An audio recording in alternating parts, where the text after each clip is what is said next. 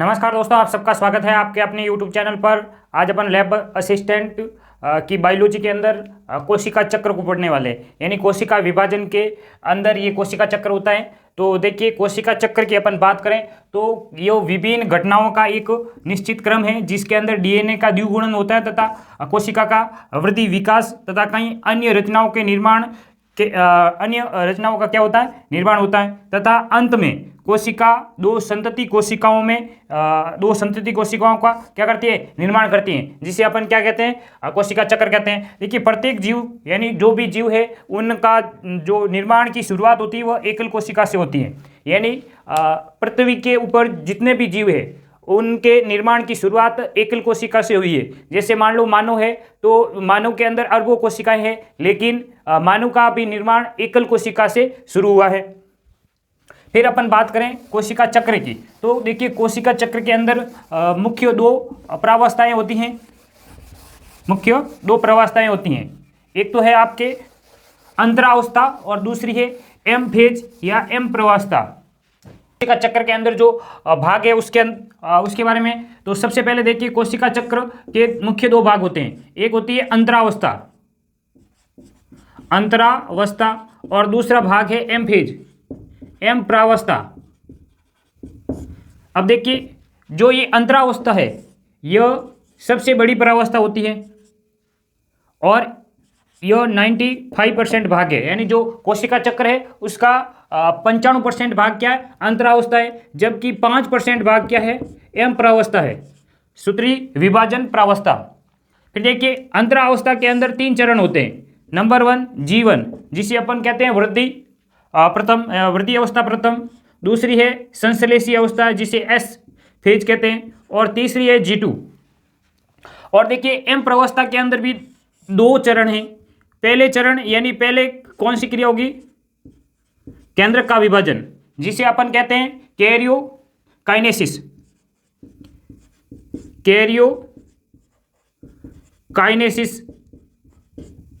यानी केंद्रक का विभाजन।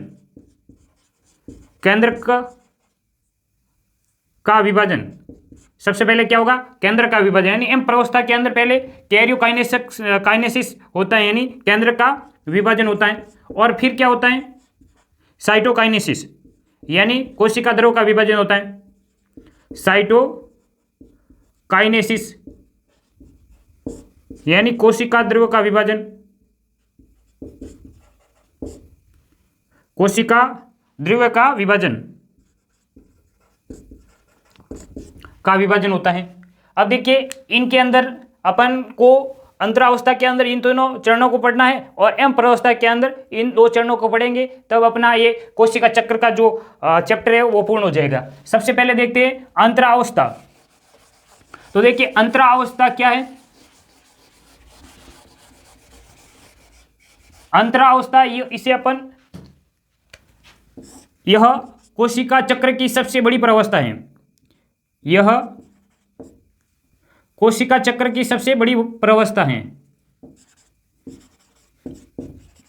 कोशिका चक्र की सबसे लंबी अवस्था है।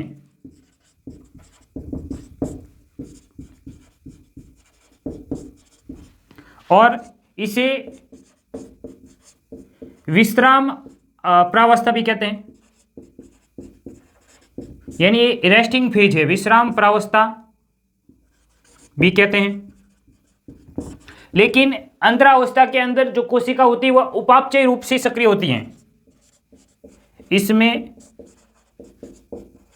कोशिका उपापचय रूप से सक्रिय होती हैं, यानी जो कोशिका होगी वह उपापचय रूप से सक्रिय होगी। किस अवस्था में, अंतरावस्था में। लेकिन ये विश्राम अवस्था में होती है, इसके अंदर कोई भी किसी प्रकार का विभाजन या कुछ नहीं होता है, लेकिन उपापचय रूप से क्या होती है, सक्रिय होती हैं। और इसके अंदर जो गुणसूत्र है वह धागों के रूप में होते हैं, जिसे अपन क्या बोलते हैं, क्रोमेटिन जाल।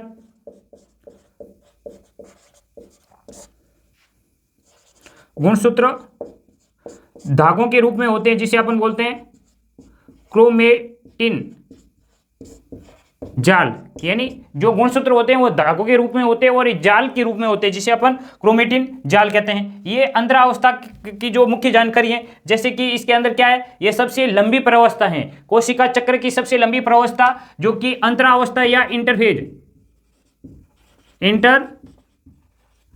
अवस्था है। और यह कोशिका की एक विश्राम अवस्था है, यानी इसके अंदर रेस्ट, कोशिका बिल्कुल शिथिल अवस्था में या विश्राम अवस्था में होती है इसमें कोशिका। लेकिन कोशिका क्या होती है, उपापचय रूप से सक्रिय होती हैं और इसके अंदर जो गुणसूत्र होते हैं वो क्रोमेटिन के रूप में या क्रोमेटिन जाल के रूप में होते हैं। फिर देखिए अंतरावस्था की जो प्रथम अवस्था है जिसे अपन कहते हैं जी फेस्ट। अब देखिए अंतरावस्था के अंदर ही अपन देख रहे हैं जी प्रथम, जिसे अपन बोलते हैं वृद्धि अवस्था प्रथम,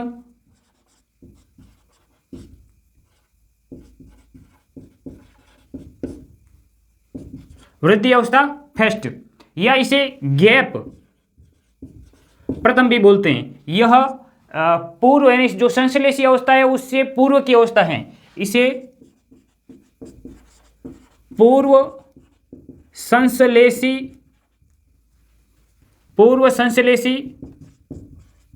अवस्था भी कहते हैं।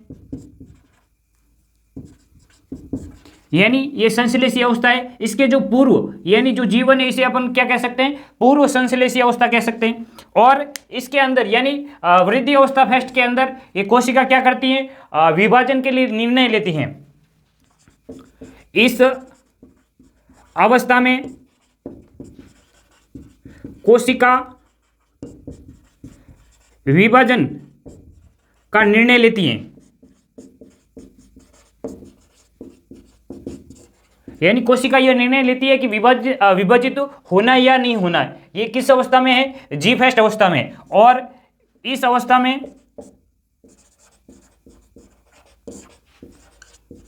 वृद्धि तथा विकास होता है।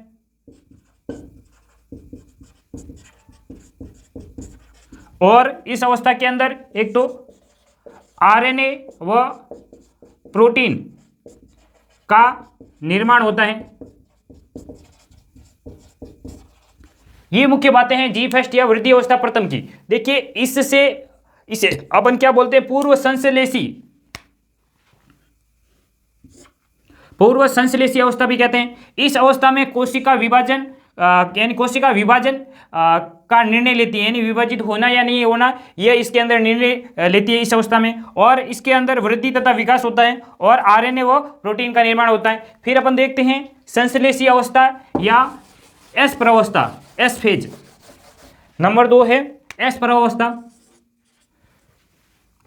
अपन बात करते हैं एस प्रावस्था की, या इसे अपन बोलते हैं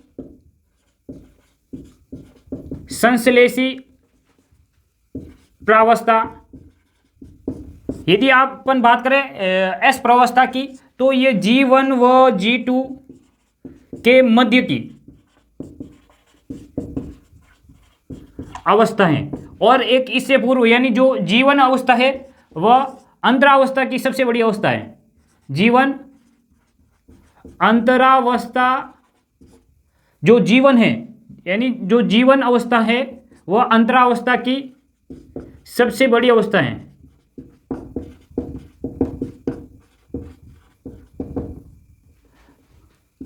सबसे बड़ी अवस्था है, यानी अपन बात करें केवल अंतरावस्था के अंदर जो सबसे बड़ी अवस्था है तो वो G1 अवस्था है। लेकिन कोशिका चक्र की सबसे बड़ी अवस्था कौन सी होगी, अंतरावस्था है, वो सबसे बड़ी अवस्था होती है। अब अपन बात करते हैं एस प्रावस्था या संश्लेषी अवस्था। ये G1 व G2 यानी G1 व G2 के मध्य की अवस्था है। और इसके अंदर एक मुख्य कार्य होता है, इसके ऊपर बहुत बार क्वेश्चन बना है कि जो एस प्रावस्था है उसके अंदर डीएनए का द्विगुणन होता है। इस प्रावस्था में डीएनए का द्विगुणन, या मैं कह सकता हूं प्रतिकृतियन या डुप्लीकेशन, द्विगुणन या प्रतिकृतियन होता है। लेकिन यानी मान लो कि इस प्रावस्था में क्या है, डीएनए का द्विगुणन होता है या प्रतिकृतियन होता है। यानी मान लो कि डीएनए की मात्रा क्या है, G1 में क्या है 2C है, तो ये एस प्रावस्था के अंदर 2C से 4C हो जाएगी, यानी इसका द्विगुणन हो जाएगा। और देखिए मुख्य बात क्या है, एस प्रावस्था के अंदर जो गुणसूत्र है उनका द्विगुणन नहीं होता है। इस प्रावस्था में गुणसूत्र का द्विगुणन नहीं होता है।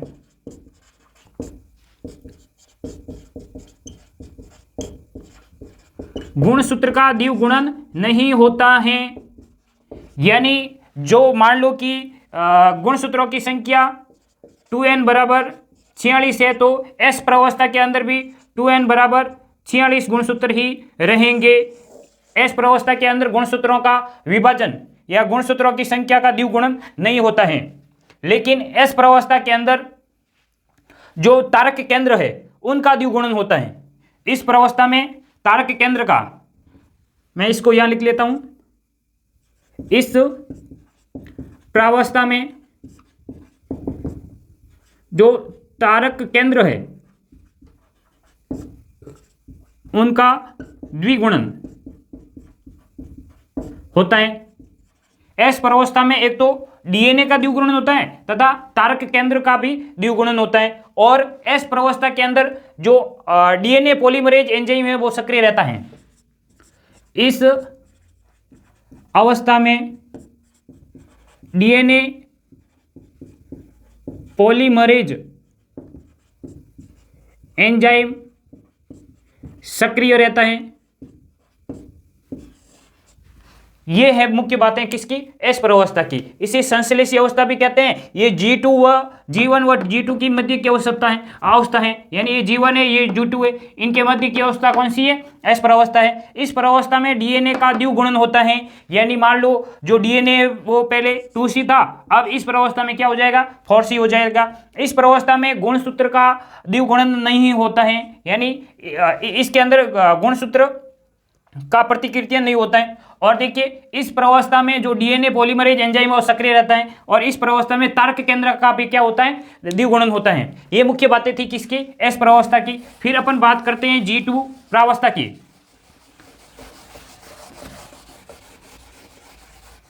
अब अपन बात करते हैं G2 प्रावस्था की। G2 प्रावस्था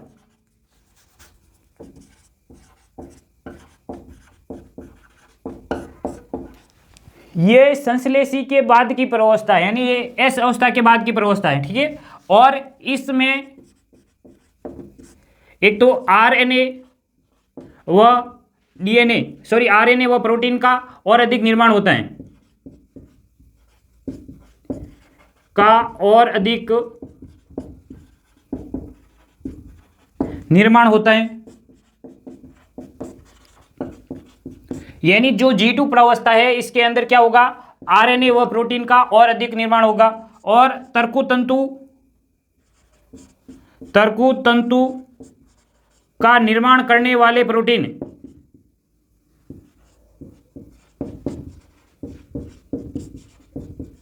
तर्कु तंतु का निर्माण करने वाले प्रोटीन जिसका नाम है ट्यूब्यूलिन प्रोटीन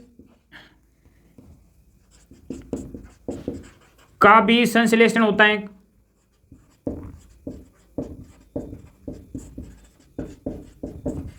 और देखिए इसके अंदर और कोशिका का और अधिक वृद्धि और विकास होता है।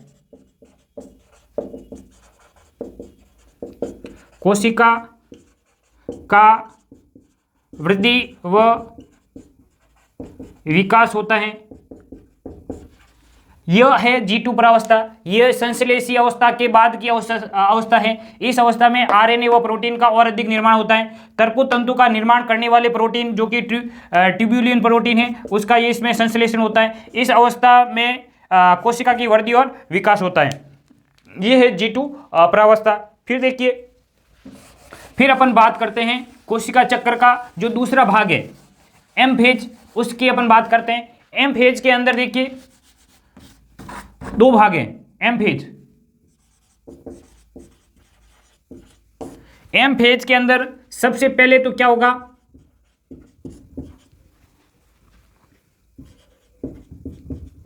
कैरियोकाइनेसिस, यानी केंद्रक का विभाजन, और जिसके अंदर कितनी प्रावस्थाएं हैं, 4 अवस्था में होता है। एक तो होता है प्रोफेज, मेटाफेज, एनाफेज और टीलोफेज, PMAT। फिर नंबर 2 क्या होगा, साइटोकाइनेसिस। साइटोकाइनेसिस यानी कोशिका द्रव्य का विभाजन, ये है एम फेज। अब देखिए इसके बाद एक अवस्था आती है G0 प्रावस्था। G0 प्रावस्था, जिन कोशिकाओं के अंदर विभाजन नहीं होता है, विभाजन होना बंद हो जाता है, वह कोशिकाएं क्या करती है, G1 से बाहर निकल जाती हैं। यानी जिन कोशिका में विभाजन नहीं होता है,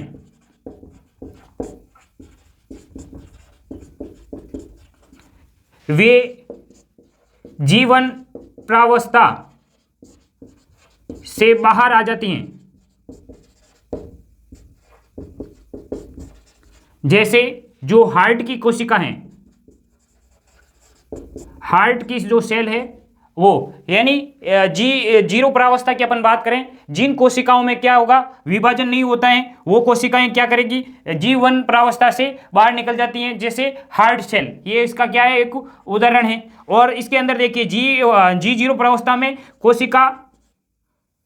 कोशिका उपापचय रूप से सक्रिय रहती हैं, लेकिन कोशिका विभाजन नहीं होता है। यानी कोशिका उपापचय रूप से सक्रिय रहती हैं, उपापचय रूप से सक्रिय रहती हैं, लेकिन क्या नहीं होता है, कोशिका विभाजन नहीं होता है। यानी G0 के अंदर कोशिका विभाजन नहीं होता है। केवल क्या होगा, यानी वो कोशिकाएं उपापचय रूप से सक्रिय रहती हैं, लेकिन उनके अंदर विभाजन यानी विभाजन नहीं होगा। ये तो है कोशिका चक्र। अब देखिए कुछ चीजें हैं, अपन एक बार देख लेते हैं एम फेज। पहले तो क्या होगा, कैरियोकाइनेसिस यानी केंद्र का विभाजन होगा, उसके बाद होगा साइटोकाइनेसिस यानी कोशिका द्रव्य का विभाजन। फिर है G0 प्रावस्था, जिन कोशिकाओं में विभाजन नहीं होता है वो G1 प्रावस्था से क्या हो जाएगी, बाहर आ जाती है। जैसे हार्ट सेल, और ये कोशिकाएं उपापचय रूप से सक्रिय रहती हैं, लेकिन इनके अंदर कोशिका विभाजन नहीं होता है। मान लो कोई भी एक कोशिका है, यहाँ से इनका जो विभाजन का या कोशिका चक्र शुरू होता है, तो ये क्या करेगी, यहाँ से यहाँ तक आते आते इनके अंदर एम फेज में केंद्र का विभाजन, फिर साइटोकाइनेसिस या कोशिका द्रव्य का विभाजन होकर 2 संतति कोशिकाओं का निर्माण हो जाता है।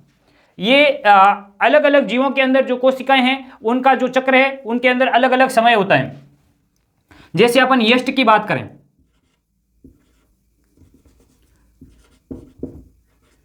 यष्ट जिसके अंदर जो कोशिका चक्र का समय है वह 90 मिनट है।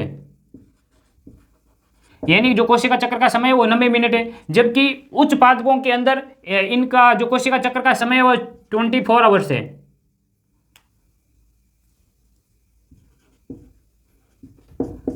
जो कि है क्या, उच्च पादपों में इसका समय क्या है, 24 घंटे है। ये तो हो गई जो कोशिका चक्र है, उनकी जो प्रावस्थाएं थी उनके बारे में बात। अब देखिए कुछ चीजें हैं जिनके द्वारा कोशिका चक्र का क्या किया जाता है, नियंत्रण किया जाता है। उन चीजों के बारे में अपन देखते हैं। जैसे प्रोटीन काइनेज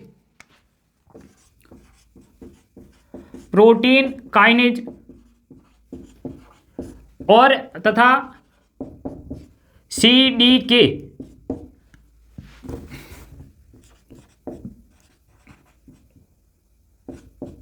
साइकिलिन डिपेंडेंट